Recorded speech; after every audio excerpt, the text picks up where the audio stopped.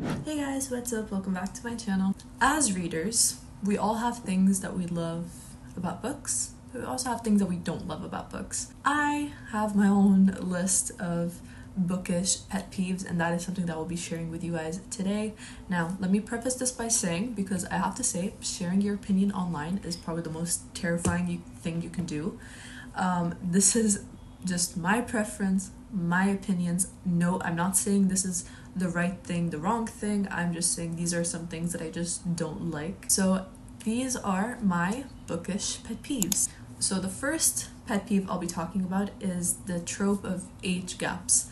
Now, when I say age gaps, I'm not talking like a 5-year difference, 3 years. I'm not talking about that. I'm talking about age gaps where he's old enough to be her dad or she's old enough to be his mom. Even though I haven't seen that, actually. I have never seen one where the woman is older. I've never seen that one, but I have unfortunately seen where he is old enough to be her dad. One I read was a Penelope Douglas book, and it's probably the reason why I will never read another Penelope Douglas book again. I've seen that this is also these types of tropes are very recurrent in her books. So that's why I don't think I'm gonna read any more of her work, and that is it was Birthday Girl. I didn't know what the book was when I was getting into it. I didn't know what it was about, but I've seen some of my favorite content creators talk about it. I was like, I'll just try it out, and this was when I was first getting into reading again, and I read it. I was a little shocked would be an understatement. I am not gonna lie. It wasn't what I was expecting. I don't want to talk about it, so go check out the plot if you want to. Go read the overview, but I did not like that book at all, and I don't like these types of tropes. They just make me very uncomfortable, so I tend to steer clear from them. So yeah, age gaps, they're a big thing for me. So if I see there's a 20-year 10, I feel 10 is the cutoff for me, no more than 10. But if 20, 30 years difference, absolutely not. Get it away from me. The next one is bully romance, and for those who don't know what a bully romance is, it's basically just really what it is. It's the character develops feelings for someone who bullied them or bullies them constantly. I don't know, this very much is close, for me, I see this as something that's very close to Stockholm syndrome almost. You're just developing feelings for someone who's abused you, and it's just something that I really don't see the romance in it at all. There's nothing romantic, and I only treated you this way because I couldn't express my feelings for you, or I was going through so much and I felt safe to, I just felt you're the only person I felt safe to show that ugliness to. What are you talking about? I absolutely despise this type of romance. It's just abusive to me, and I hate it, and I will never read a book that has a bully romance in it. The third pet peeve would be a quirky female character, and when I say quirky, I put it in quotes because she's not quirky, she's annoying.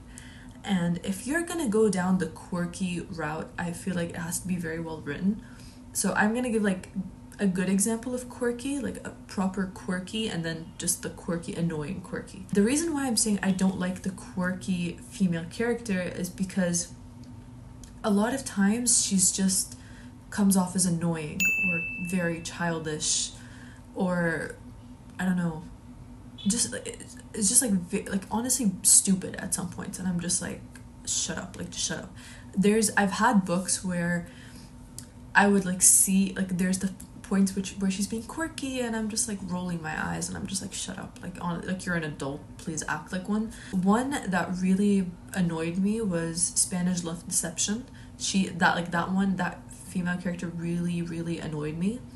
Also The Fine Print by Lauren Asher, that one, it wasn't as bad as Spanish Love Deception, but Spanish Love Deception was horrible. A good example, she wasn't annoying with it, Indie Ivers in The Right Move. She wasn't annoying with it. She had her quirks. It was part of her personality, but it wasn't her whole personality, and it wasn't eclipsing her behavior or her just how she interacts with people. She was still mature. She was still an adult who had these little things about her. it made her endearing. So there were just like parts of like, you can make them quirky and they can still be endearing, but if you're gonna make them quirky and have them, like, if you're not gonna write it in a certain way, they're just gonna come off as annoying and really immature and just like kind of put people off from the character. So the fourth pet peeve of mine is the third act breakup. This I always associate with like the miscommunication trope, because it's just like, it pisses me off so much. Just talk. Like, this whole thing could have been avoided if you just talked about it. And I get like when it's like supposed to create the conflict, it's the plot twist of the story. It's just that I would prefer for the conflict to be something that was a little bit more organic and not because of a person or a miscommunication. If it's something that could have easily been avoided if you just talked about it, then I just don't see that as a great conflict. I feel like that's something that's a bit of a cop-out. The next one is instant love. Now this I hate because it's just so boring and I just feel like it ruins the book immediately. Like, why would I want them falling in love in like the first 20 pages? What is this for? The only time I would accept them being in love so early is that if they were already in a relationship before and they broke up, but they still have feelings for each other. Fine, sure. But if it's like they met, fell in love in like the first 20, 30, 50 pages, no, absolutely not. The whole point of the book is to kind of see the relationship develop and seeing how the tension builds as they grow closer together. But if you're gonna have them fall in love from the beginning, what the hell am I gonna do with the rest of the book? Like, why am I reading the rest of it? The book is done. They're together. They're done. So I just don't like the whole insta love. Like, I get instant attraction, sure. Maybe because I'm not like a big believer of like love at first sight. Maybe that's why. I believe like people are attracted to each other at the first sight, but in love, no, I just don't believe that. That's not something I really believe in. So I feel like maybe that's why I don't really go for books that have like an instant love thing.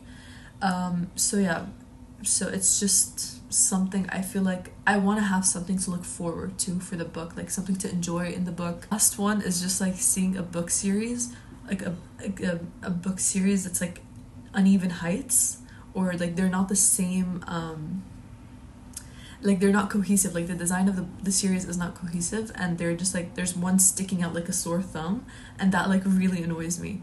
But no, there's some book series, this damn fly. There's some book series that look stunning together, and then there's some where I have like all of them going like, then it goes like this, and I'm just like, why is this happening? Why different height? I just like, have them all be the same height. I get if they're not all the same thickness, I get it, but like, same height, just have them be the same height. That's all I'm asking for. That's all for today's video. Hope you guys liked it. If you did, give it a thumbs up. Don't forget to subscribe, and I'll see you in the next one. My voice is gone.